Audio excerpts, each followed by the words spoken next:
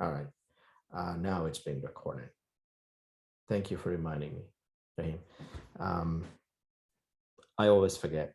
Actually, what I should do, just because this meeting room, I use it for multiple purposes. So then I don't want to by default record it. For other classes that I do, I use their own meeting room. So I set it so as soon as I open it, it starts recording. But for this one, I don't do that. So yeah, but at the end of the day, I'll put the video on it. And let me do one thing.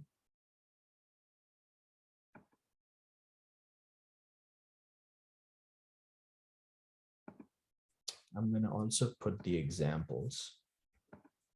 Okay, what I want to do is I'm going to copy this.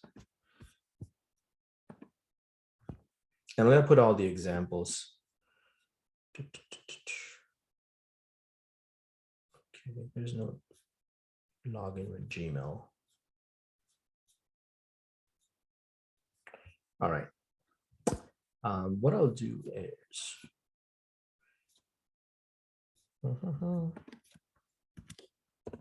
okay, I'm gonna collect all the examples on a side, and then I'm gonna post the entire thing in the canvas. How about that?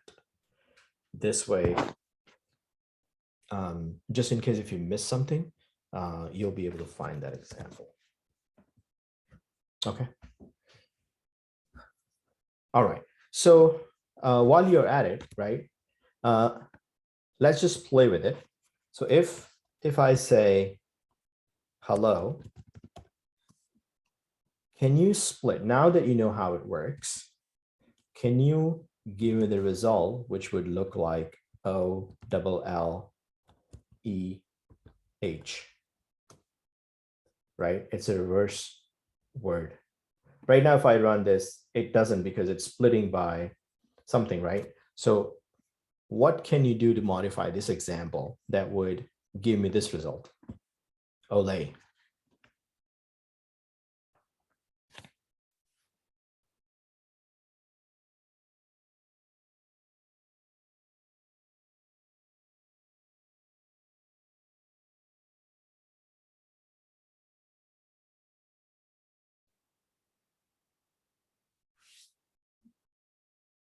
And you can put your solution in the chat.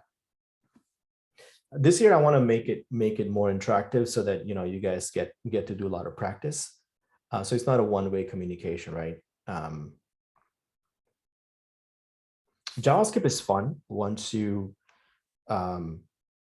get hang of it, right?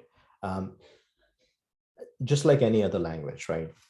Also, as I said, if you learn, let's say, something on Wednesdays, right, and then you don't practice that art on during the day, during the weekdays, right, you lose a lot of the knowledge. So when you come back, you're like, I don't know how, if I want to print something, I don't know how, I forgot the syntax, right? But if you practice a little bit, you will get this kind of you will get this. It will become, it's like a habit, right? You will remember what you did yesterday in that kind of sense, right? And if you continuously keep doing this, it becomes a second nature. Like when I type here, right, I don't have to think about any syntax. It just comes to me. Obviously, I forget some of the stuff, but for most of the time, it comes to me. Also, Google is also your best friend. So let's say if I want to find JavaScript string methods, right? There's actually a cheat sheet. Somebody created a cheat sheet. Okay, so let's look at this. Let me share this. It's interesting. I'm going to share in the chat. Okay. Because when you start building something, you will you will want to say, hey, I want to do this, right? I want to split something. I want to find something within the array. I want to convert a string to a number, right? How do I do that? And this is all of these pretty much. It may not have all of these, all of the methods, but it looks like it has a lot. I think split is not here. Split is not here.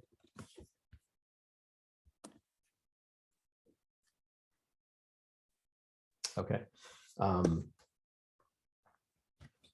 Okay, so that's I would say that's it. As we learn more things, we will encounter some need to do something with the strings, right? And at that point, we will say, okay, we're gonna we're gonna go look for this method and find it and use it, right? So we don't need to know everything. We just need to know something where it is and we can find it, right? So now we know the string operations. Let's look at numbers, right? So numbers, as I said, are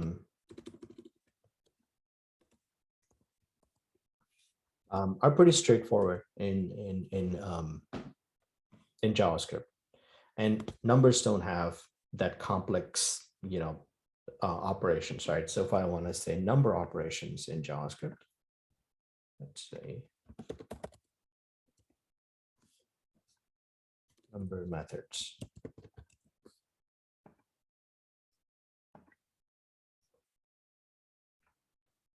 All right, you get all these methods. So for example, one of the first method is toString. So what does this do? It basically converts number to a string, right? So let's try this.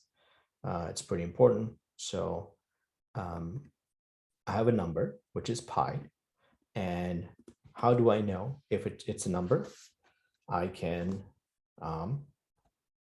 say let type of pi equal to. Remember, we learned about this method called type of. And if I pass pi, it will give me what's the type of this pi, right? Because by looking at it, I don't know. I mean, obviously we know it's a number, but in code sometime, this type keep changing and you don't know what type it is. So the best way to do it is actually check it using this, right? And then I can say, let me console log this type of pi, right? And it says number here, right? So now I know it's a number.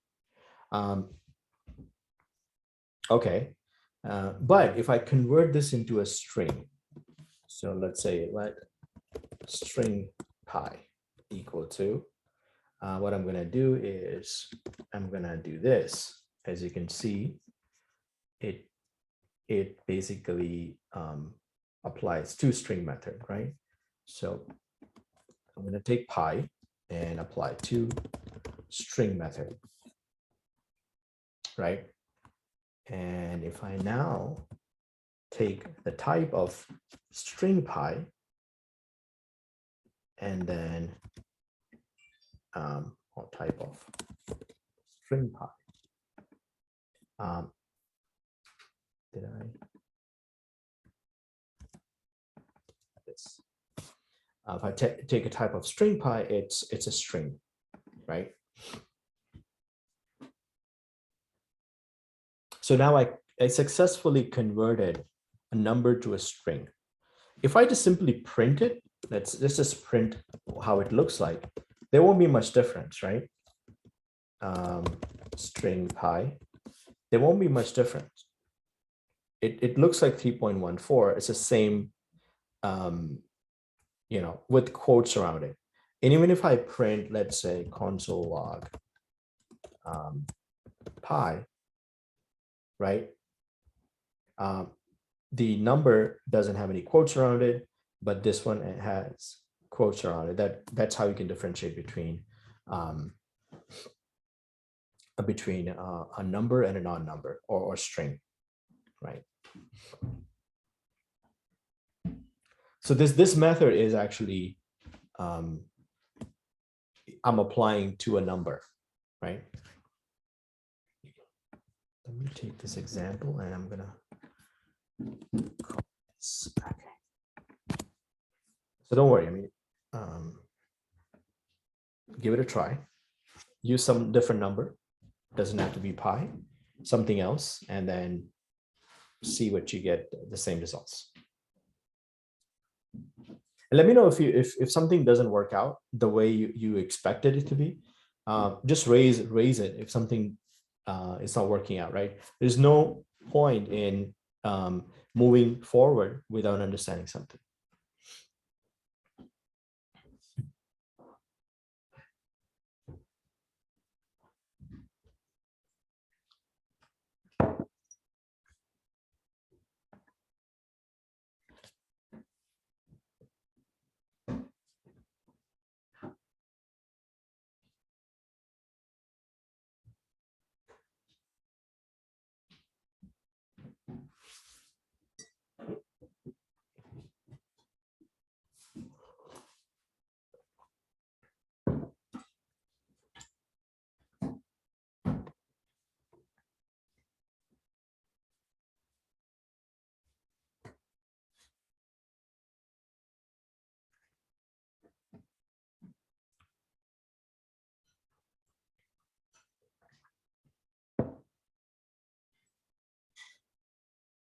Also, when you're building the examples, I mean, I have a habit of writing long names, but when you're doing it, just you can do something like this, right? N is a number, right? And then you can say let string n, right, is n dot to string. It's easier to do this way because then it's less clutter, right? This big long names kind of gets really in the way, but to explain things, you know, I have a habit of just doing this way.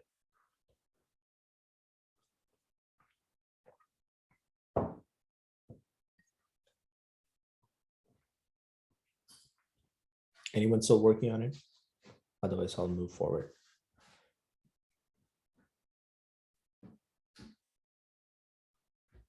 All right. Let's look at a different method. There's an exponential method, 2 exponential. All right, so exponential. Okay, let's try this example. And most of the time, you can just try this example on fly, right? So I have an x, and I would just say x to exponential. Let's see. Right? We always store in a value, and then I would just say console log exp. See what happens. What do you think would happen?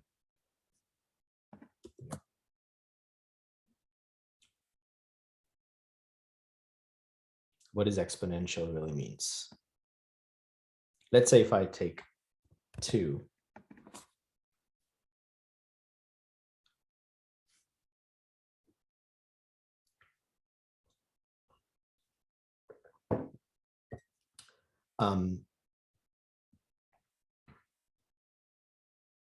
returns a string with number rounded and written using exponential notation, right? Again, I think this is probably not very useful for you guys. But basically, I think I shouldn't have done this example. If you're a scientist or mathematician, they usually use this kind of notation. So 2 is basically represented by 2.00 e to 0, which means it's 2. If I say 20, right, then it will be 1 here, right? If I have, let's say, so however many zeros are, it's going to be represented here, right? So that's what it is. All right, so I think it's not a very useful example. There's also precision and fix. Precision and fix, they are basically giving you, I would not use it again. I would not use these two examples. It has some, I would say, I would rather use something like this. Parse int. Let's use parse int. This is very useful. So if I have 2.5, right, and I want to just get the integer out of it, right? So I would just say parse int, let x int equal to parse int, and I'll just pass that x here, and then try to print this in the console log, right? So I'll get 2. So basically it converts a floating point value, right, to an integer. Integers are, as you probably know, are full numbers, right? 2 is an integer, 4 is an integer, 6 is an integer, 0 is an integer, -1 is an integer, but 2.5 is not an integer, right? Because it has dot and something else, right? So basically what it does, it and you can play around with it to see what happens. So if I put 2.1 here, what would happen? I get 2. If I put 2.5, I get 2. If I say 2.9, I still get 2. Basically what it does, it takes anything that is after dot, it removes it, right? This may not be the behavior you want, but this is how it works, right? So it gives you a rounded number, basically. It's not rounded. Rounded may give you 2.9, could give you 3, right? And 2.1 could give you 2. But in this case, it just removes anything after dot and gives you this, the first part. Okay. Let me copy this example.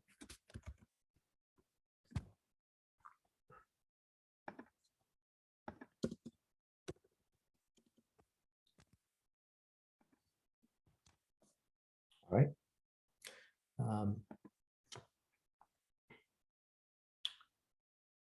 And lastly, number. This is, I think, very useful. Number is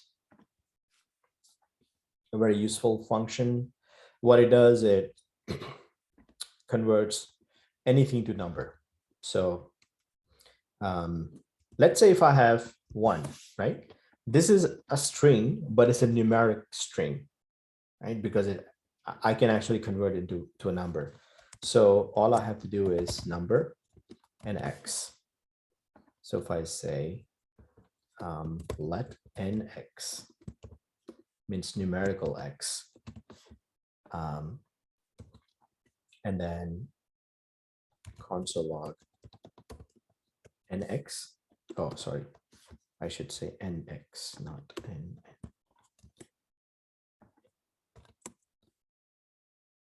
Right? What would I get here? It's 1, right?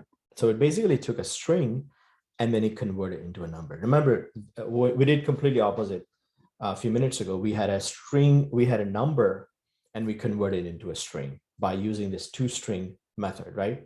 This is completely opposite. We have a number and we are converting into, so we had a string and we are converting into a number.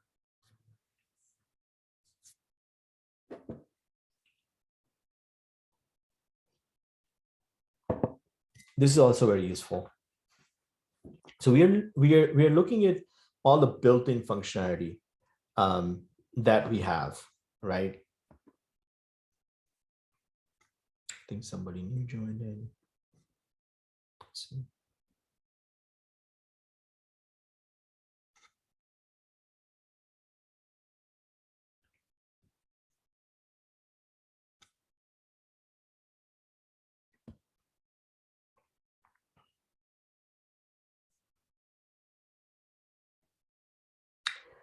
Hey, Andrew. Welcome. Hello. Yeah, so we are actually going through some JavaScript basics. So if you want to play around with it, I would say just open. I'm going to put this in a chat.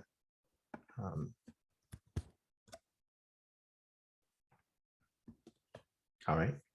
So you can open the link and CodePen link, and let me quickly give you an idea. So CodePen, you may get something like this, right? So I would just say hide HTML, CSS, and just leave the JavaScript open. And also you may not have console. So click on here, and then you should see console. You may have to drag it up here, right? And so whatever code you write, it compiles here, and then gives you a result back here in console. Mm-hmm. And also the class is being recorded, so you know, you can review it later on, you know, whatever you missed. All right. Cool.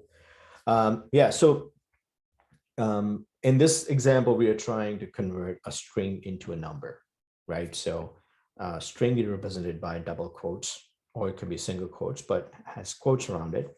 Numbers don't have quotes around it. So we just take that x, which is a string, we pass into this function called number with n capital. And what it does, it converts this into a number. So what we get in nx is a number. And so if I console log in nx, I would get a number.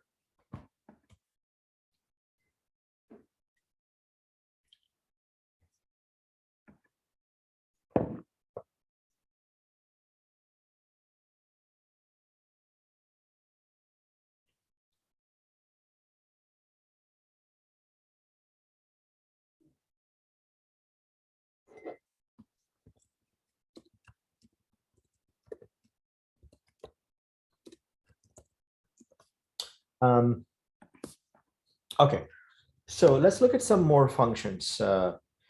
These are usually fun. Also, let's say, what if I have, instead of a numeric value, right? So this string is actually numeric. But what if I just have high?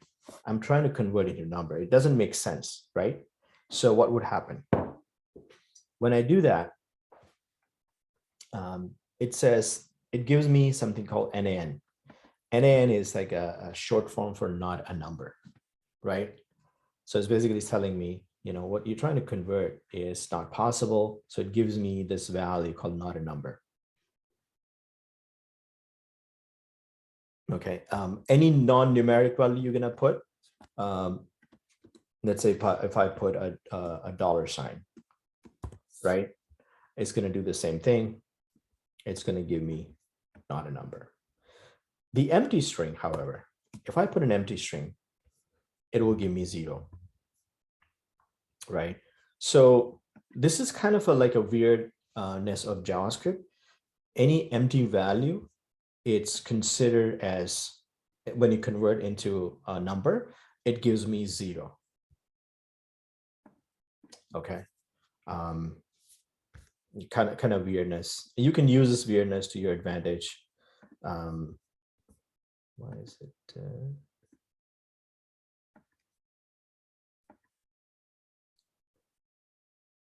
Right, so empty string, if I convert into it, it gives me 0.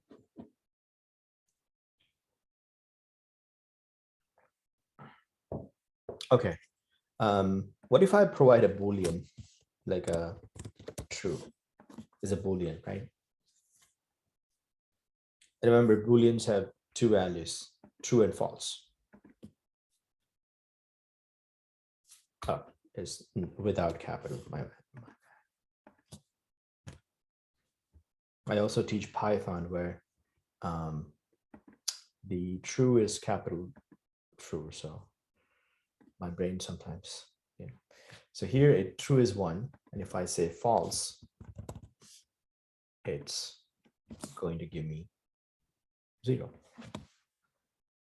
right? Okay, so again, these are some of the basics that it's important that you learn. And again, when you when you do all this stuff, right, practice, you will come across some need for using one of these, and you will find it. And that's the most important thing. We just need to know that there's something like this exists. And if you don't know, just Google it. Say, I want to convert a string to a number in JavaScript, and it will tell you exactly how to do that. Okay. So I'm not going to spend too much time on this one. All right. Okay. So far we can create variables. We know the data types, which is the basic data types, right? Or primitive data types. We know that are numbers, strings, Boolean. We also look at null and undefined, right? Now let's move to something more complex, data types, right? So far we looked at what? Strings, numbers, Booleans, null, and undefined, right? These are primitive data types. Now we're going to look at something called array. So if I have a need of something one, I would always use one of these data types, right? I wanna say a sentence. I want to pick a number, something like that. I would always use one. But if I have more than one item, right? If I have a bag of groceries, I cannot represent by a string, right? I need more than that. So how to achieve that? So for that, what you need to do is you can say let's say call bag. I just call it a bag, and I have multiple items inside. Initially, I want to represent an empty bag. So this is an empty bag, 2 square brackets, which means there's nothing inside, right? If I console log this bag, what do I get?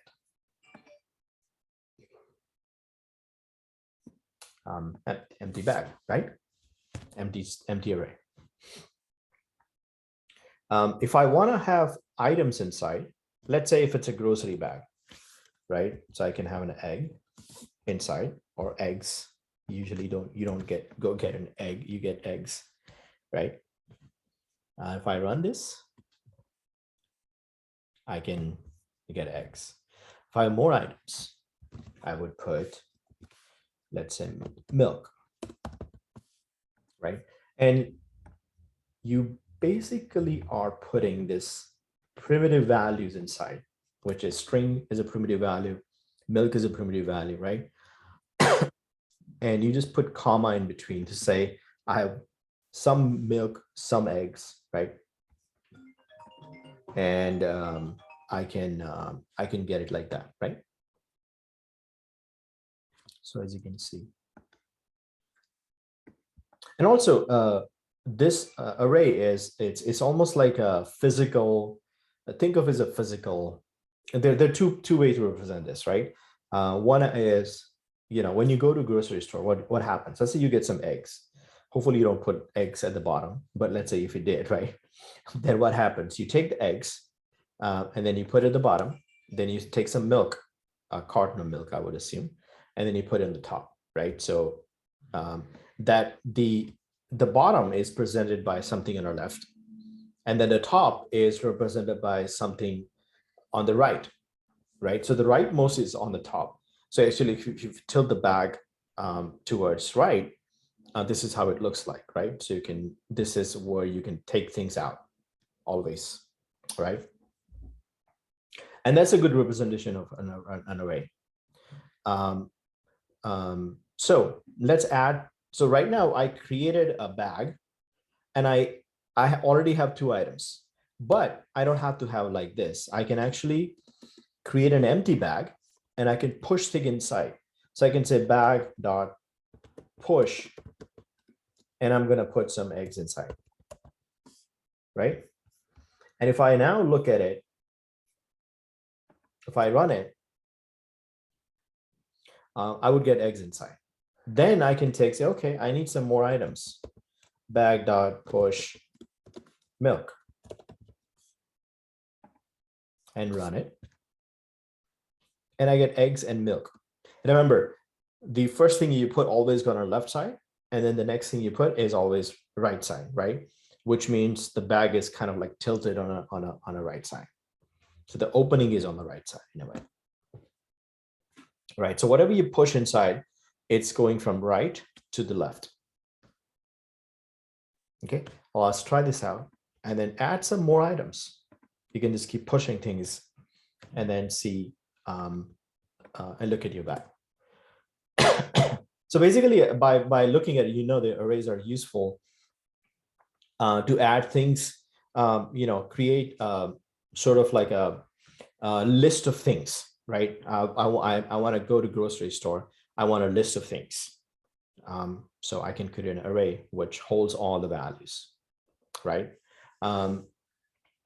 Sometimes you, let's say what, queue. Let's say if you go to movie theater, you have a queue. I can represent this as a queue, right? Because as person one gets pushed in, person two get pushed in. So I create a queue, right? Because queue also the same way. Let's say if you have a wall or a window, ticket window, people walk in, right? And then you create a queue. So I can represent this queue as well, right? I can hold the data.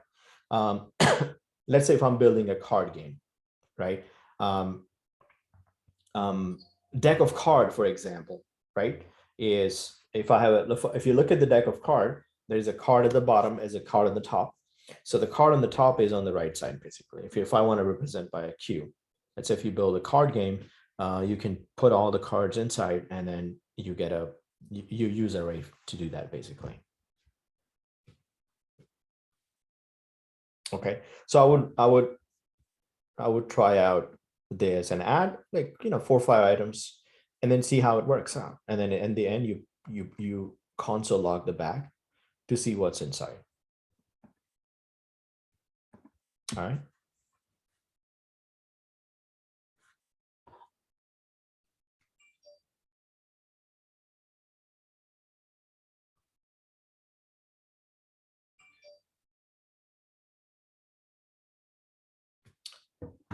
A lot of people are joining. Hold on, people are joining, but nobody is.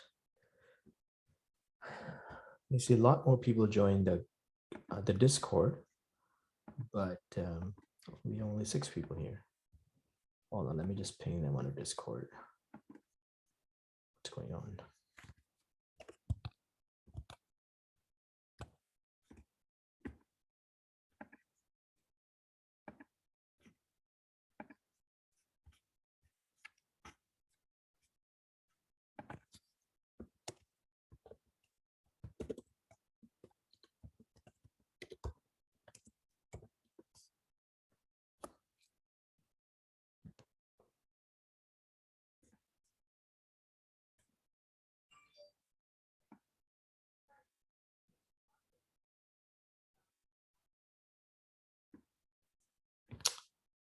All right.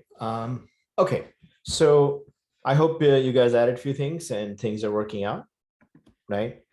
Now, let me add a few more things here. So I'm gonna have my bag, and I'm gonna push. And I usually try to push not a big item, not in the sense like let's say pen. So I don't have to type a lot, I guess. What else I need in the bag? Dot push something small. I don't know, ink, since I have a pen, right? And I have 4 items right now in the bag, which is probably enough. Knowing the economy, it's getting expensive. Things are getting expensive, right? So, all right. So now, let's think about what kind of things that you. Okay, a few more people joining. Hello, I think it looks like a few people joined. Kyra, and who else joined? Melissa joined. Okay, cool. Welcome. Those who joined late, so we went through some basics of JavaScript, and we are now into arrays, which is a data structure in JavaScript. And if you want to play around with it, I would suggest, let me put this again in the chat. Okay, last link, codepen.io. You can play along. Basically, when you open codepen.io, you will have 3 sections, right? JavaScript, HTML, and CSS. And I would say hide the HTML and CSS. Keep the JavaScript open. This is where you write things, right? And then and also in the console log at the bottom, you will have a console here. So let me actually open a new window. So if I say console, not console, codepen.io, by default, this is how it looks like. So I will first go and click on new pen, and then here I would just hide this area, and I would hide this area. So I have only JavaScript, because we're gonna only play in JavaScript for now. And then usually what happens, I can type, let's say if I want to type div, right, or div, and then hi, this would show up. It basically renders what I type here, right? And I can associate, let's say if I want to associate some style, I can say div dot, let's say main, right? And I can say hi. And I can use a CSS. So I have added a class called main, and I can say main, I want to color it red, right? And it becomes a red, right? Well, again, we're not going to use this for doing this kind of stuff. We're only going to use JavaScript. So for JavaScript, even though you can modify HTML and CSS and all that stuff, but we're not going to do that right now. We just hide it because we're just learning pure JavaScript to get, some basics in, right? So I would suggest, click here on the console. This thing opens up, and you just drag it up here, right? So now, whatever you type in, for example, if I do console log hi, right? It prints hi here. And again, if I go to settings, because what it does, as I type, so if I change hi to hello, it renders right away automatically, which kind of annoying because, it just keeps rendering, right? All the changes. So I usually go into settings, and I would go behavior, and I would disable the second button here, which is auto preview, and then close it. So now, and you can clear things from here. So now if I want to run this, I would click on here, run, and at that point, it would forces it to run. So when if I change this back to hi, it doesn't automatically run, right? Which is the right behavior, because I can control things from here, because I may be just typing in the middle, and I don't want things to be just printing here, right?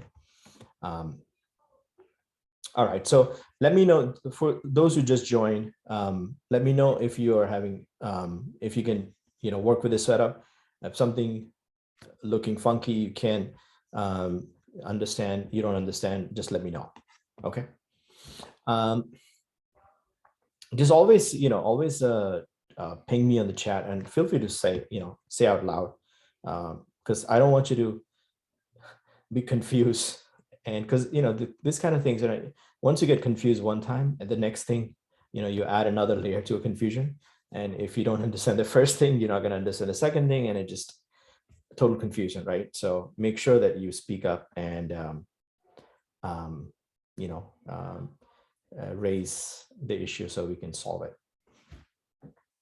Okay, so if you come back to here, so we have an array, which is represented by the two square brackets, right? And as I said, the arrays are, think of the uses for array. You can think of it as a grocery bag, right? I have a grocery bag. I put a bunch of items in it, right? So let's say if I take eggs and I put it in here, right? First, so it goes at the bottom, which is actually a bad idea because eggs are fragile, right? But it's fun to do this in a computer, right? And then I'm going to put a carton of milk on the top of it, which will crush the eggs, but the egg's going to be at the bottom, the milk going to be on the top, and then I can put some pen and some ink, right? So now my bag has this item in this order. Even though I see eggs at the top, I actually push it first, which means in concept, anything that I put first goes at the bottom in the bag, right? In an array, if I just run this, in an array, things that are at the bottom always on our left side. And then as I put more things in it, it will add to the right side. So if I add something new, so I can see here, I have eggs at the bottom, milk, and then pen and ink. Let's say if I push, I don't know, cat inside, right? In the bag and run this. The cat will be on the top. So the right side is the top.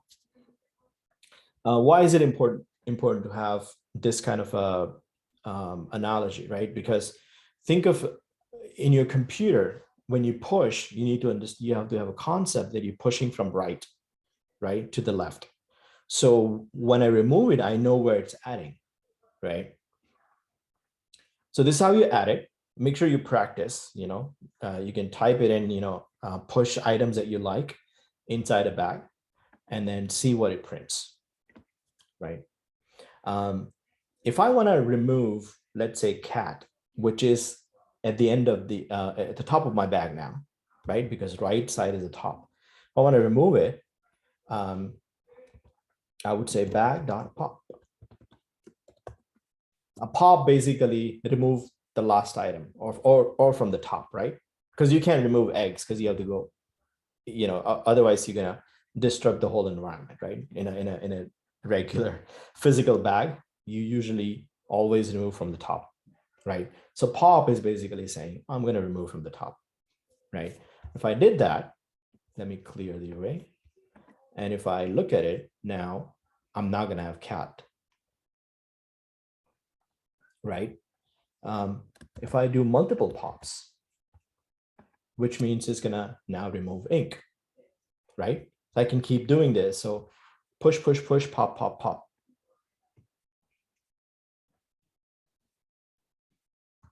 So yeah, let's play around with it. Let me know if you have questions.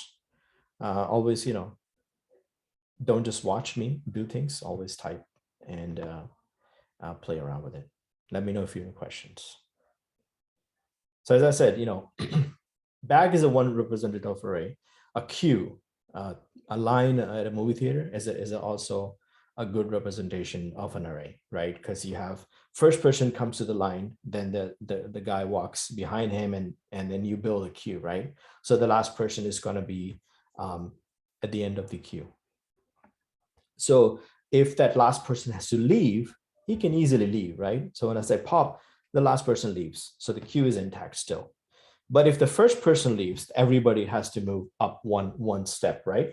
Because you are moving, moving from here, right? So if I somehow, let's say if I can remove eggs from here, right? Which means milk would take eggs place, pen would take milk's place, and ink would take pen's place, right? That's called indexing. So when you build an array, we give every item an index, sort of like a, your role, not role, should I say, your rank, your place in the line. And in JavaScript, the place in the line starts from 0, which means when I enter the egg, this is the 0th place, and this is the one, you just keep incrementing. And this is a natural order that you get for in the bag, right? Why you start from zero? I think there's a concept, like naturally, if I have line, you're gonna say the first guy is a number one, then the number two, number three, like that, right? But in array, we start from zero. I think it was invented, the guys who wrote old computer programming language, somehow they had an issue with starting from zero, for a couple of reasons, and we'll see. It's very philosophical. Some languages start from one. One of the languages is Visual Basic. Visual Basic starts from one. So if you're learning JavaScript and Visual Basic, you'll be really confused together. But that's no longer very relative. I think there are people who still write Visual Basic, but pretty much all the modern languages start from zero. So that means, let's say I'm going to remove all the pops. Right now, I have how many items? 1, 2, 3, 4, 5 items. So if I give them each a number by index, the last index is going to be 1 less than the length of the array, right? Because I start from 0, so the last was going to be 1 less, right? So that's, remember always, if you what is the index? If I want to remove the last item, it's always the length of the array minus 1. All right, so how do I know the length of the array? That's pretty simple. I would say console log bag dot length, right? It gives me 5, which is right? Okay, so in array, like in any array, like in a bag, you can put stuff in, you can take some out, right? These are the operations you can take. But in computers, you can do things in bulk, right? So you may be able, hold on, let me put my power, otherwise it's good. Okay. You may have an operation say remove everything, clean up the whole thing, right? You can have operations like that, dump the whole bag, right? You may have an operation to remove something from the middle, right? Or from the front. So what if I want to remove something from the front and not from the back? You can do that. Remember, push pushes in at the end, pop removes item from the end. But if I want to do something from the front, it's I think unshift.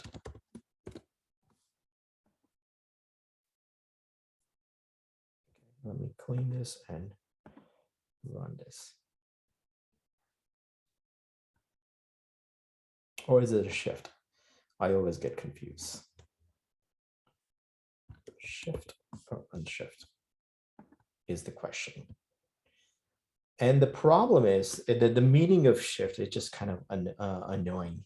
So the reason that they gave this name called shift is because, remember I said you have this line, right?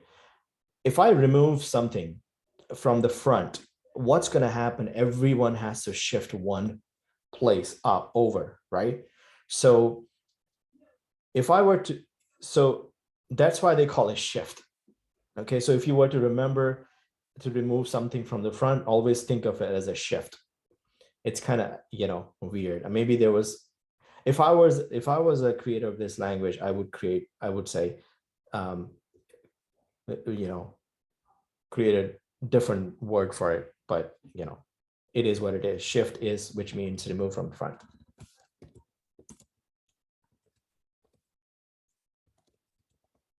Right. And unshift is add an item to the front, right? So when I did this, eggs are removed, right? As you can see, before I had eggs, now I have milk as a first. Everything got shifted one, right? Which means eggs had a rank 0. Now milk has a rank 0. Pen has an index 0, 1, right? And then so all the index move one place over, right? That's why, hence the shift. If I want to add something to the front, it's called unshift. Okay. So let's say I shift, which means I remove eggs, and I can add something called unshift, and I'm going to call it chicken, right? We remove the eggs, put the chicken in the front. And if I now run this, instead of egg, I have a chicken. So shift, remove something from the first item, and unshift, I have to obviously provide what am I adding, right? For unshifting. So yeah, this is a little harder to remember. Push, pop, easy to remember. Shift, unshift, harder to remember. Okay. But you know, these are good operations that you need to remember if you want to manipulate an array. Try it out. You can clear the array by shift, shift, shift, shift. So if I do multiple shift, it keeps removing from the front, right? But removing from the front is very expensive. Remember, because every time you shift, everyone has to move. I mean, obviously, you know, as a programmer, I don't really care. But if I have, let's say, a million of these, if I have million elements, and computer has to shift million item by just removing one thing, you know, then it's very expensive. So if you go for an interview at Google, they will just give you two things. Okay, so what, you know, pop and shift, which one would I use? And I would say, you know, I would use pop because it's cheaper than shift. So then they would say, okay, what about if I want to remove from the front? How would I remove something from the front? Then I would say, okay, you can swap, right? What I would do is I would swap this item with here, right? Or I can add another item here and then swap with it and then just pop it out, right? This way, I'm not shifting, right? So when you are in a computer science field, these are the important things to understand, because it can have huge consequences on your memory power and things like that, right? And also think of this way: whenever I think this kind of problems, right? I look at my garage and I say, okay, I wanna shuffle things around. What's the best way to do that? Basically organize, right? If let's say my floor is all filled with all the tools and all that stuff, right? The best way to start is, you know, there are multiple methods. What's the most optimal way? I don't know. But inside the computer, I can actually run different simulations, and I can say, if I do this thing first, then I have to move, you know, maybe do some low-hanging fruits, remove some stuff from the, you know, make some space in the middle, and then start organizing, you know, clear up one area and then start, you know, categorizing things and stuff like that, right? Instead of just doing things randomly, right? So computer science is pretty much, in term, you know, when you use something like this, you need to understand what is the meaning of it and how to improve things as well. You're not only learning, but you are actually understanding how internals of computer works, right? And that not only make you a better programmer, but actually it makes you remember things much. So now I showed you a concept of bag rather than just showing you an array, right? Now, whenever you think of removing stuff here, you can think of, you know, push, pop, shift, unshift. You can visualize things, and that's where you learn faster. All right, so what if I want to remove something from the middle? Let's say if I want to remove pen from here. right? How do I do that? So there is a called splice. I think that is the word. And I need to provide an index. So let's say I would say, I want to remove pen, right? So what is the index of pen at this moment? Assuming that this is the original array, let's remove the unshift shift, which means this is the original array. And I want to remove pen, which is index 2, right? So what I would say, I want to remove from 2, I'm removing one item, right? And it's called splice.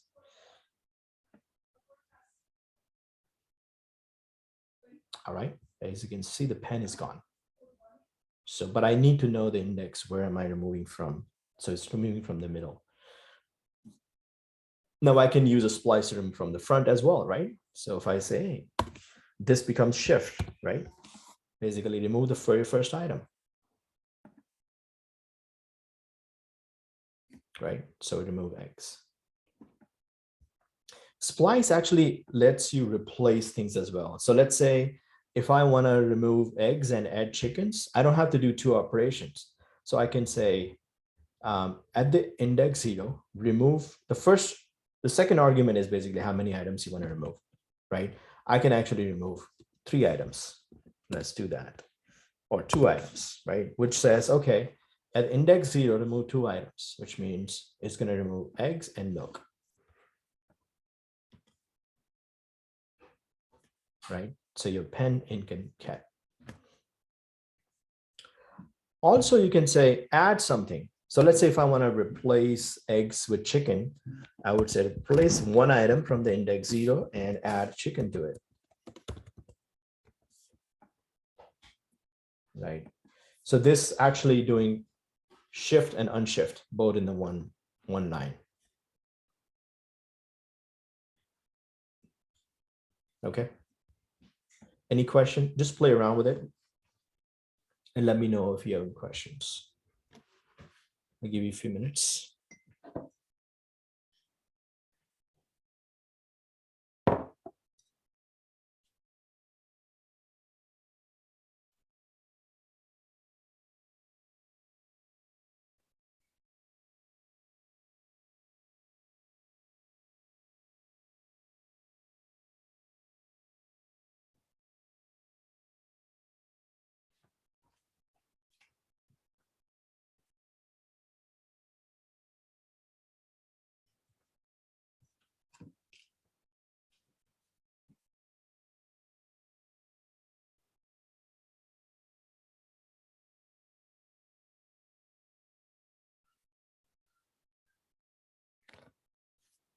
All right, so we have a quiet crowd.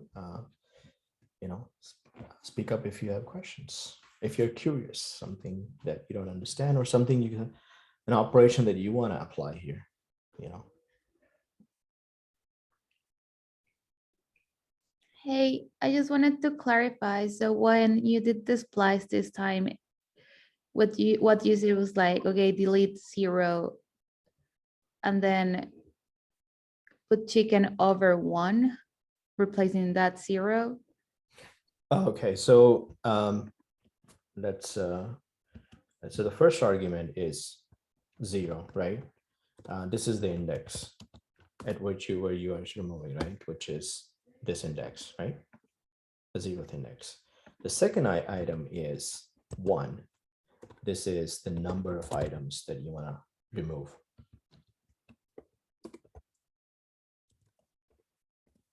Right? And the third thing is items to be added, right? So chicken is items. It could be multiple items, right? Oh, okay. Yeah, I got confused because I saw 1 here and then I saw milk. Yeah. That it printed milk. So if I say instead of 0, I say 3, then it starts replacing from there.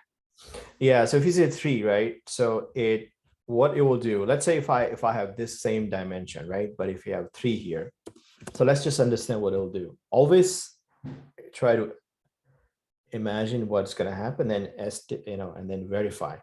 So 3 would be, it will remove ink. It starts from there, ink. Okay, so 3 doesn't mean you remove specific. I can start from 3. It will remove one item. So this is the number of items I'm going to remove, which means it's going to remove pen, and it's going to add exactly that place, chicken. So it's basically replacing pen with chicken. Okay, so if I run this,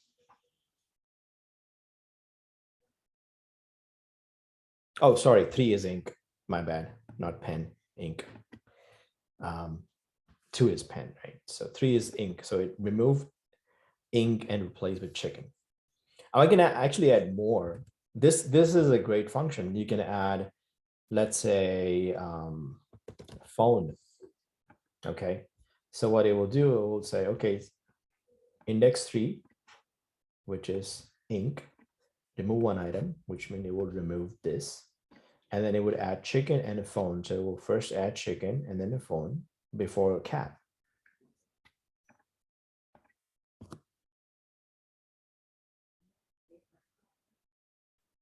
Right?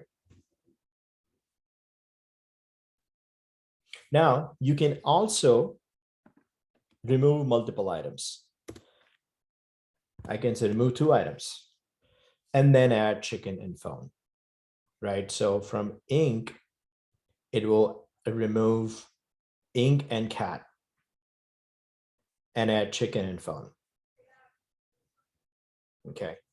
If you understand this, you see the power. You just don't have to use anything else. You just use splice to do everything, right? Okay, why is it not running? Sometimes because what happens, it sends a request and it comes back.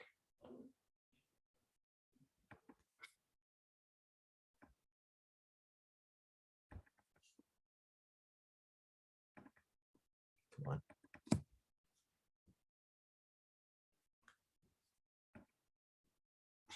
All right, sometimes it gets stuck. All right, I can actually take this and run it on another one.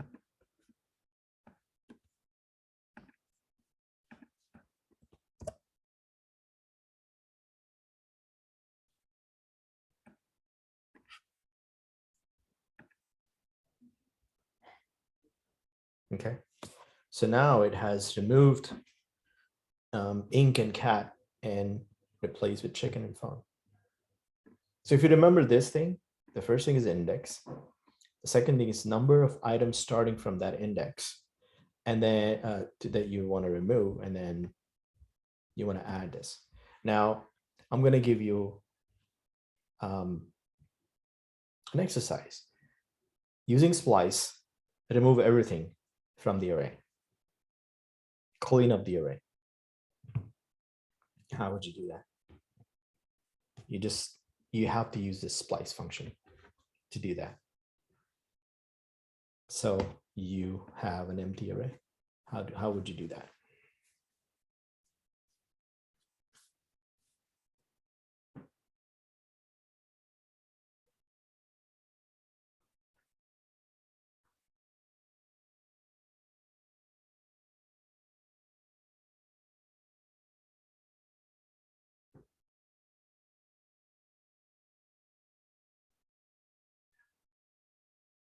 Remember, you're not adding anything, so you don't need this part, right? You're just removing things, so you just need first two arguments.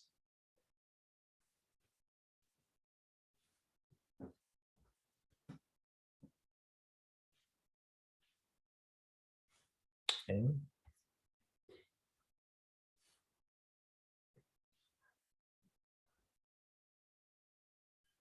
All right, don't be shy. If you're there are no things as a ridiculous idea, right? Sometimes you just blurt out something that comes to your mind. You just say, I think this is the answer. It could be wrong. Who cares, right? If you carefully analyze everything, you're never gonna get things done. Sometimes you have a brute force, right? Where you just say,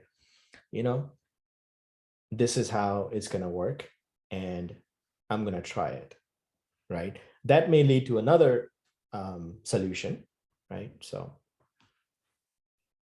just throw an idea.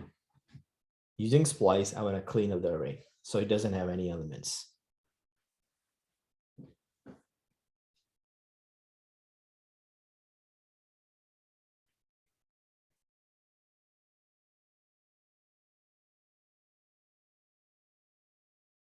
All right, I'll give you until like 5:31, 1 more minute.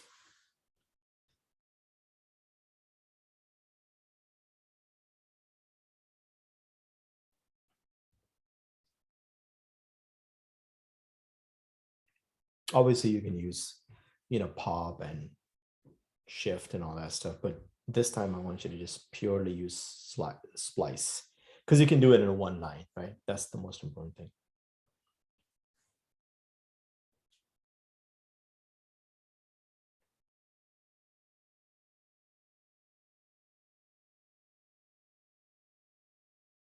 All right. So think of this way, right? I want to clean up the array, which means I know that I have to start from 0, right? Because if I want to start, so I'm going to start from 0. And the second argument, how many items that I want to remove. I mean, I can put 5 items because I already know the 5 items, right?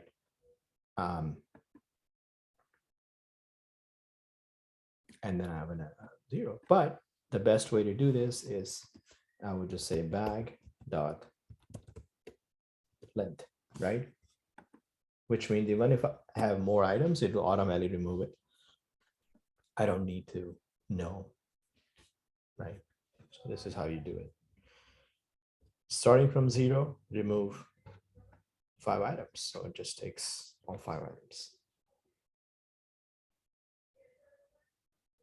Okay. Let me, what I'll do, I'll copy some of these examples and then put it on Canvas so that you can play around with it. Okay, so this is actually adding and removing and all that stuff, right? What about accessing? Accessing elements is very important, right? You want to grab something from the bag. Either you want to grab it from the front or the back or in the middle, right? The easiest way to grab something is you already know the index, right? So if I say, that's at the 0, right? So if I want to grab, let's say milk, then I know it's index 1, right? So we'll just say, why it's happening here? Okay. Console log bag and then square bracket 0 or 1. Let's say if I want to grab milk, right? It doesn't remove anything. It just gives me access to it and I can print it here, right? So this is one way of doing this. If I want to grab something from the back here, right, last element, obviously I can do this because I know the index.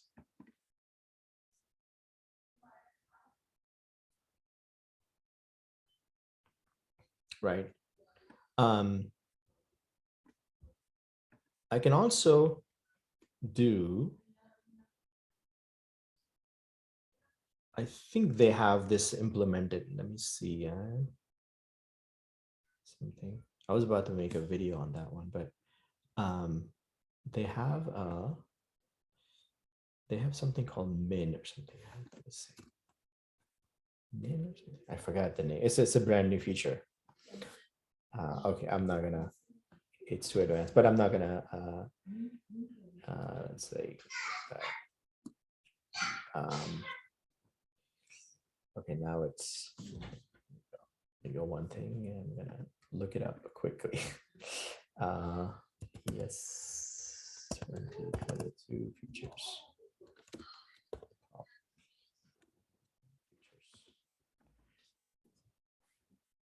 There is an interesting feature that is available.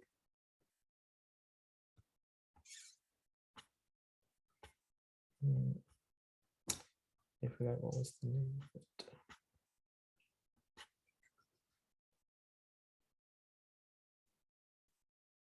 Oh, dot at. Okay, let's try this.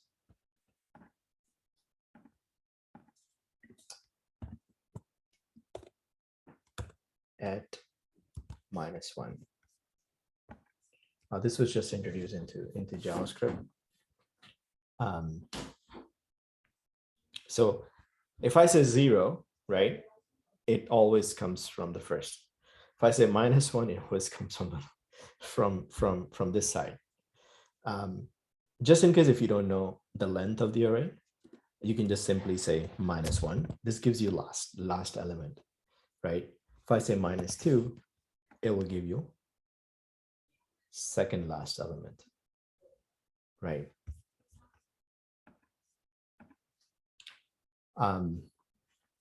This is like a brand new feature that was added to JavaScript a few years ago. It wasn't around, but yeah, this is a nice feature, I think. If I want to read something from reverse, I can do that. Any question on this one? And you will need to to read and write. You need to read, write, replace, remove, add.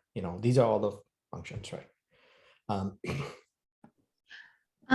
So you always have to start with an empty array for that to work? No, you can have items inside, right?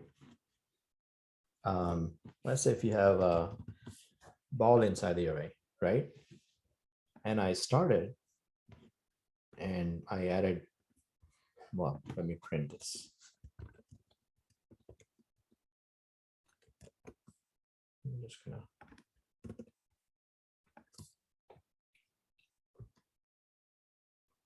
Right. So I already had a ball inside the bag. Then I added eggs, milk. So whatever is there, right? It's there. It doesn't have to be an empty array. I can take an array with some elements inside, right? But remember, when you push something inside, it just push from right to left, right? It doesn't have to be all the strings. I can have numbers, right? So I can have JavaScript is the most unique arrays. Usually in any programming language, they don't allow you to, well, I think most programming languages, they don't allow you to mix and match types. So for example, in Java, I can have an array. I don't know if it has changed. I remember when I used to study Java, that's how it used to be. I have to create all the numbers if it's number array, right? If it's a string, then I have to have all the strings inside the array. I cannot mix and match, right? But JavaScript is unique. I can have hi. I can have a Boolean, which is true. I can have a null, which is an empty value. I can just mix and match stuff, right? And it works, right? Other arrays have different data structure to do this. I think it's easier for a programming language to manage one type of data to the array because it's easy to calculate the space and all that stuff. When you mix stuff, it kind of throws it off.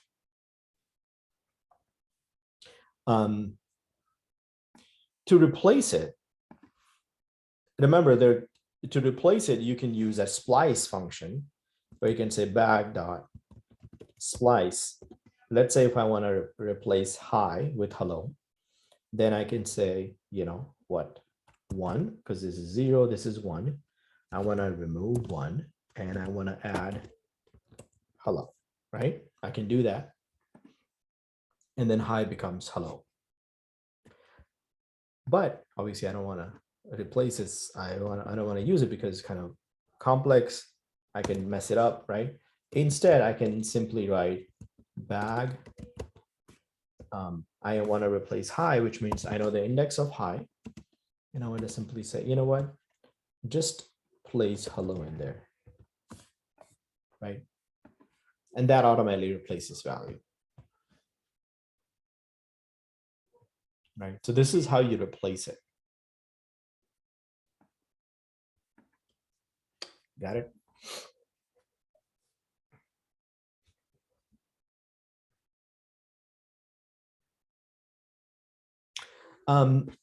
Also, remember in a previous example, we looked at arrays also have lots of functions that you can do things with it, right?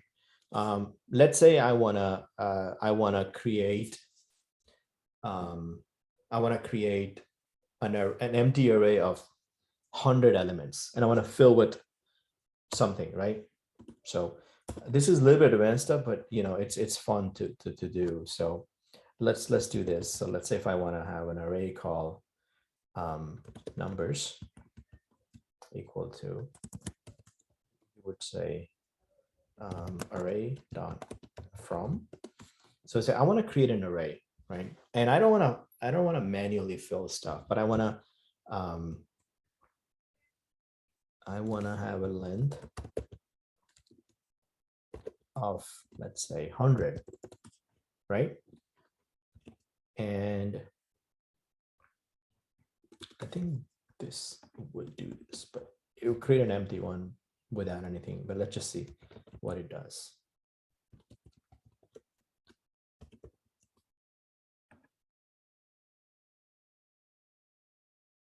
Okay, it created an, because I did not tell it to create with specific things. So I just say, okay, I'm just going to create an array of 100 items. So I just put some undefined, remember, which means if you don't put anything, JavaScript will automatically think that you just put a placeholder, which is undefined, right? So it created an array with 100 elements, right? And you can do that. But there are times when I want to fill in with something. So again, we haven't learned this, but you can do something like this.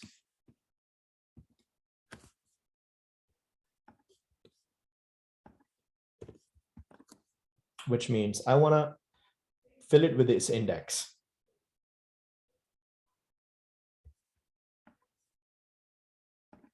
I think it's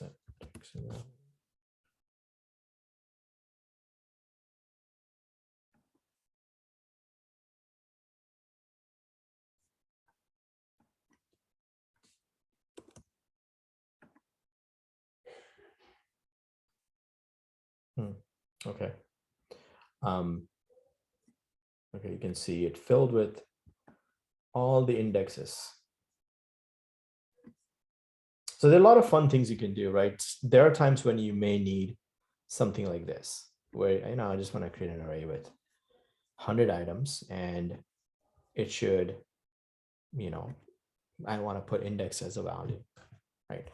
I can write a function that does that. We haven't learned the functions, but I can write a functions to do that. But just want to show you that there's shortcuts available to do all of these stuff, right? I can fill it with this fixed value, hi, right? And just put hi everywhere, right? So when you build a game, you may have to do some sort of like where you have to fill stuff, right? I usually use it like if I want to build, let's say, a matrix, right? Let's say if I want to build a Sudoku, right? So Sudoku is with a matrix. Think of an array within an array. I can fill it with because I need to start with something, right? So I can fill it with a bunch of numbers, or I can fill it with and I can also fill it with random numbers if I want to do that. So there's a random function that I can apply, and it fills it with random numbers, right? That that it decides. So there are tons of array methods. What I would do is go here and I would just say JavaScript array methods. Oh, there's a cheat sheet. Don't always cheat sheets. You know. Look at it, have some fun with it. This guy doesn't know how to create cheat sheets. He's got some really bad ones. Okay, this guy is good, looks like. You know, there are tons of good functions here. So yeah, you can, you know, and it has a lot of example. Let me put it in the chat if you want to play around with it.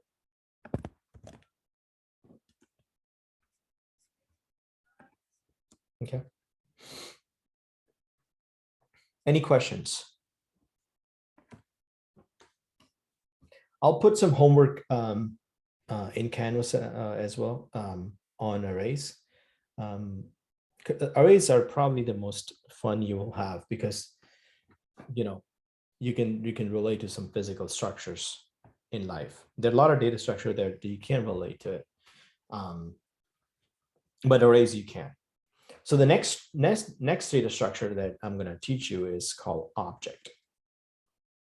Okay, so I think that's all I want to talk about arrays. There are a couple of things that we will learn about arrays when we learn about for loops and things like that. But for now, we're just gonna leave it to that to this. But arrays are not most efficient data structure, right? So let's say if I have a bag and I said eggs, I have pen, I have this and that, right? But if I have to say, okay, how many pen do I have? Okay, I cannot use a simple array. For that, I need a different data structure. You can do that with the array, but I need a different data structure that has a specific characteristic of things, right? And this data structure is called JavaScript objects. So let's create a bag with a JavaScript object. We have another 15 minutes, so I'm just going to give you some basic understanding of this data structure. And you can see the difference between the array and this data structure. And you know, you can also look at the usage as well. So one of the uniqueness of this data structure is there are times when you don't want to repeat things, right? So arrays, I can have, you know, high all the way, right? It can support, you know, duplicate items. But let's say if you want to have a data structure that where you don't want to support duplicate items, you want all the unique items. Also, you want to know the quantity of it or some value, right? So for that, you would use a curly bracket. So arrays, you use square brackets. JavaScript objects, you would use curly brackets. And then within the curly brackets, you know, arrays, let's say if I were to create a bag in array, I'm just gonna a bag, which is an array bag, let's say, which is a square bracket. And if I were to put eggs, let's say, well, what else was there? Pen or milk? A pen, right? Let's say if this was the array. If I want to create the same thing, I would say eggs. I want to have a dozen eggs. So you have ability to provide the quantity, right? Or they call, I mean, it could be anything. It could be quantity, or it could be some characteristic, right? In this case, because it's a bag, I can call it a quantity, right? So milk, I have 1 carton. Pen, I have 10 pens. Right? This is a nice feature. I would just come here and then format JavaScript, and it just nicely lays out this way. In this bag, I cannot add another set of eggs, right? Because I already have eggs. It will not let me. I mean, right now it let me, right? But it would throw me an error. right? It's not a right data structure for this. So, oh, because I made a mistake, that's why. Okay, but it would throw it. This doesn't support it, so I would not use it like this, right? It always make sure that you have a unique item. It doesn't have the, the arrays have like this order to it, right? This is 0th item, this is first item. There is no order, which means think of this bag as a like a square container that you have, and you have a bunch of items sitting here, right? I can just pick any item anytime. Everything is visible to me, right? I have eggs here, I have milk here, I have pen here, right? I can just grab it. And that's the beauty of it. Also, another important thing is this data structure is it's designed such that accessing things is much easier, right? Remember here, if I remove eggs, everything has to move because there's an indexing, right? The way it's stored here, the way it's stored in the memory, in the data, in the computer, is completely different. I'm not going to go in how it's stored, but I can instantly grab it from from the memory without without any consequences, right? The freedom I don't have is I cannot say grab anything after milk, right? Which here I can say there's no order, which means there is no index, right? There's no index. So this is called key, and this is called value, right? So eggs is a key, 12 is value. It could be, as I said, it could be quantity, it could be something else. In this case, you can assume that it's a quantity. I have 12 eggs, I have 1 milk carton, and I have 10 pen, right? So, but it could be something else, right? Some property.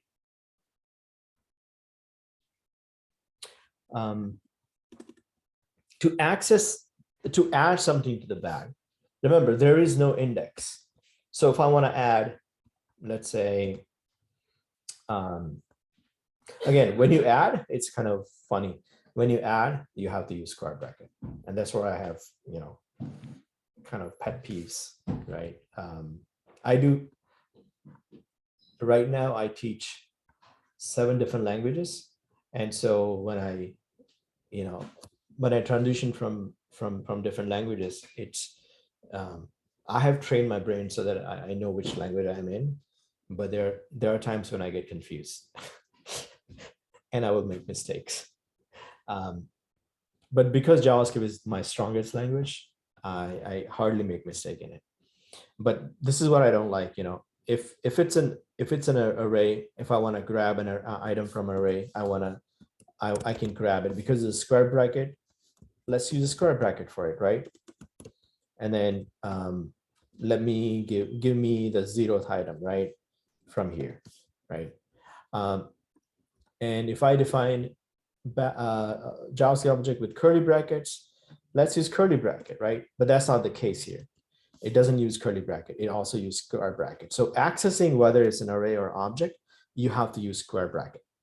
And then there's another way of doing it as well, but which I'll show you in a minute. So I would say,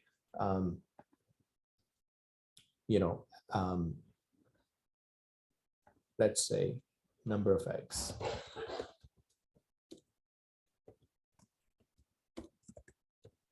Right?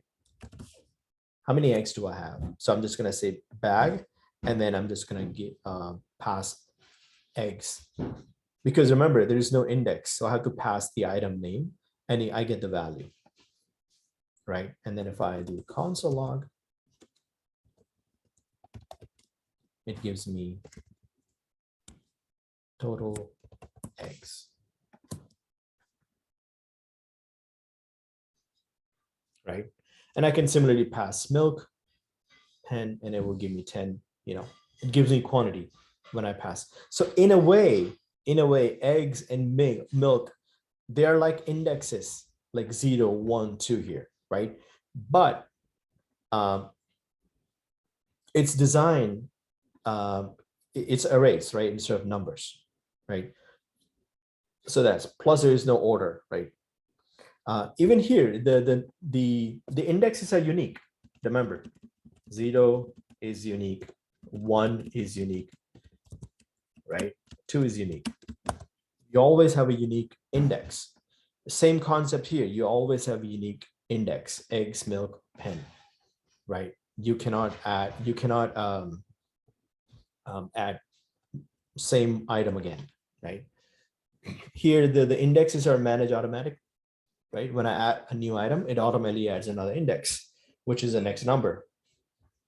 Here, I have to provide the index and the value both. We call it key here, not index, but this is called key. So it has, instead of a numeric key, it has a string as a key, right? It has a value. So I can actually look at this as, in a way, as, think of this way as, if I were to compare this, I can look at it like this, right? These are the value, but instead of 0, 1, 2 index, this is eggs, milk, and pen, right? Any question on this one? We'll learn more about this, but it's important to just get your head around it, right? Use array for just values, for use JavaScript objects for key and values, right?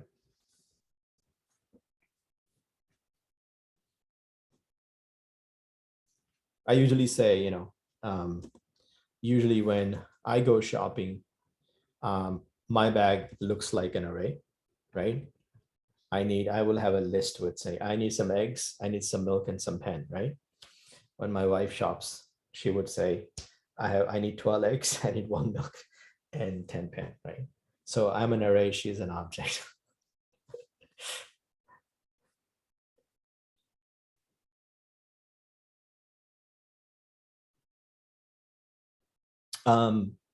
So yeah, we have a few more minutes. We will repeat this next time a little bit. But if I want to delete something, right? Remember, in array, you want to remove something, you provide an index. You have this pop, push. You have a pop, you have an unshift, and you have a splice method to remove stuff. And add, you have push, you have shift, and then you have slice. In here, you don't have those methods, right? Because there's no index, there's no pushing and popping, right? If I want to remove something, I would simply say delete, and I would have to provide,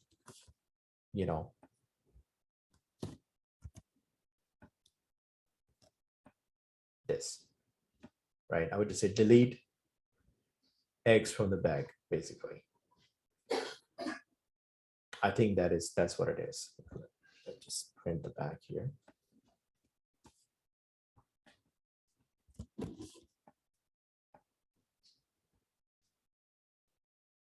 All right, so now I have only milk and pen, right? If I try to add something, let's say eggs in again, right? So let me just comment this out quickly. If I say back eggs equal to 24, right? What it's going to do is going to overwrite whatever eggs I have. So before I had 12 eggs, now I have 24 eggs. So remember, that's what I was saying. It doesn't have duplicate values. So it's not going to add another entry here called eggs. Because otherwise, the reason for it, because I can now grab things by calling it, right? I can say, hey, John, get up, Peter, get up, right? But if there were like 5 Peters, then I don't know which one I'm calling, right? So that's why bags have, because you can call it like this, it has to have a unique value.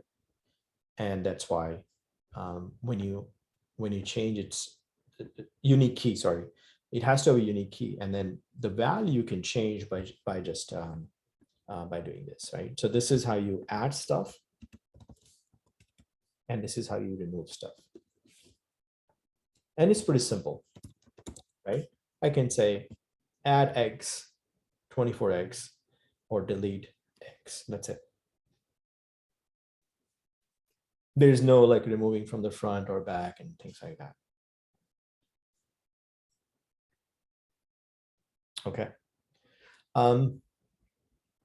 Okay, so I think we covered quite a bit, and I think my objective in this course is to get you through all the fundamentals tools that you need to code a simple game, right? And then the game could be, I've had students who would code snake game, right, which like a moving around, things moving around, or tic-tac-toe, or rock paper scissors, things like that, right?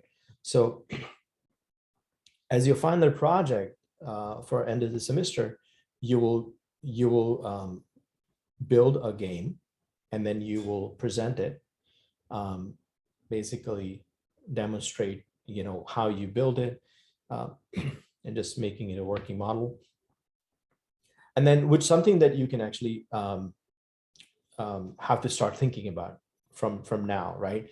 I know we are in an early stage, so but if you start thinking about, you don't have to think about programming like what you're going to code, but you can start thinking about the features that you want to build, right? So let's say if you're going to build rock paper scissors, right, which is a very simple game, but it may require some thinking. Okay, how is it going to look like on a when I play it? So I would suggest just go research, and how, look at, play some online games, rock paper scissors, see what kind of user interfaces they have, and then there are a bunch of different user interfaces you may find, right?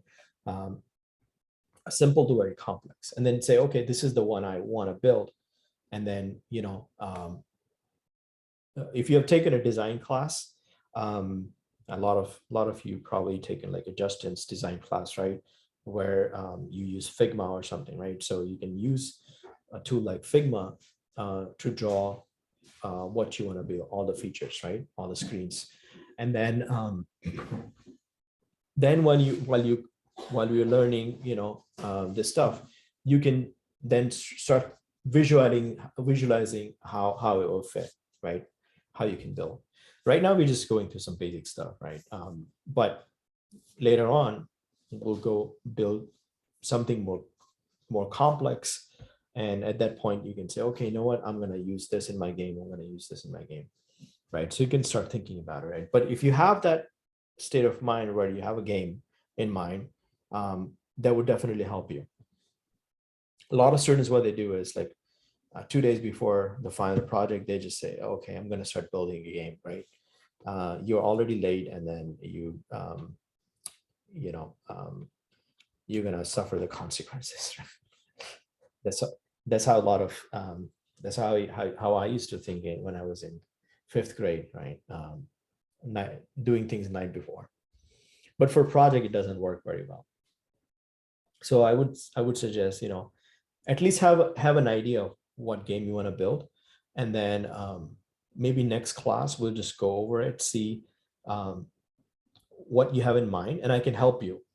I can suggest you some games, and then you can finalize it, and then start planning for it.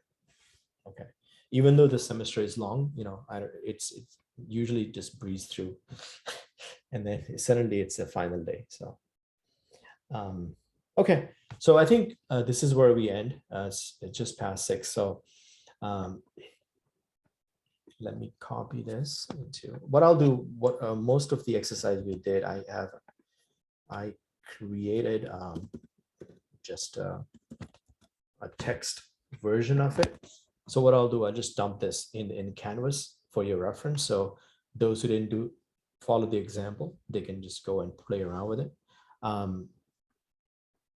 And also I'll upload the video, those who joined for the first time. I think most of you are already on the Discord. So in the Discord, there's an area for recording. So this is where I'll most probably do it tomorrow, because I have to upload on a, it takes time to upload the video because I save it locally, I have to upload it and then copy the link there. So I'll have it by tomorrow. And so you can watch it again if you need to. Okay. Yeah. You have a question? No. Thank you so much, Professor. Sorry, we were in the wrong link. I thought it was Justin's link that from the other classes, the one that we used for this one. So we interrupted the class. Okay, no problem. Yeah, I'm glad you found it. Yeah, I was like wondering, like, I know a lot of students were gonna show up, but I don't know where they are. But yeah, if you know anyone who was gonna join but couldn't join, let them know the right link. And I had no idea how many students were gonna join, so if you can let them know, that'd be great. Right. Thank you. So everything will be in Discord and the access to, I don't know. Yeah, like, and also I will create also a section for homework. So I'll put the homework in the Discord and the Canvas as well, right? So I know few students are not on Canvas, so those students can submit their homework directly on the Discord. But when you submit a homework, don't submit in the section, right? For everybody to see. You can send me a private message, but the homework itself going to be in the Discord and also in Canvas. Okay, and you can submit. What you can do. The best way to submit the homework is, create a CodePen account, which you can just log in here, and then anytime you work on a CodePen, you can save it, and then you get to actually name it. If I just go and just say, like object example or something like that, I can save it like this, right? And it will give me a unique link. And then you can submit this link, in Canvas or in Discord. But as I said, if you will send me to Canvas, send me the direct message. Don't put it in because otherwise everybody see it. And then, yeah, I want the homework to be, the submission to be more private. Okay. So, but and also in Discord in the main channel, feel free to ping me. I have it on my phone, so I regularly check. So feel free to ping me if you have any questions. Okay. Whether you get stuck on some example, just ping me. Hey, I did this, nothing works. I can just look at it and I'll tell you what's wrong with it. All right. All right. Cool. Yeah. So that's we'll see you guys next week, next Wednesday. And have a good evening. Bye. Thank you.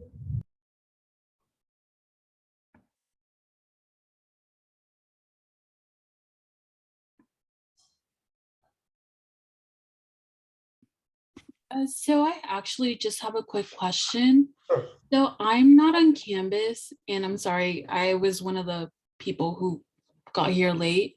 Yeah. But so as far as like assignments and stuff, how would I get that? Yeah. So let me quickly. Oh, the recording's still going. I'm not sure if you want. Yeah. Let me stop the recording.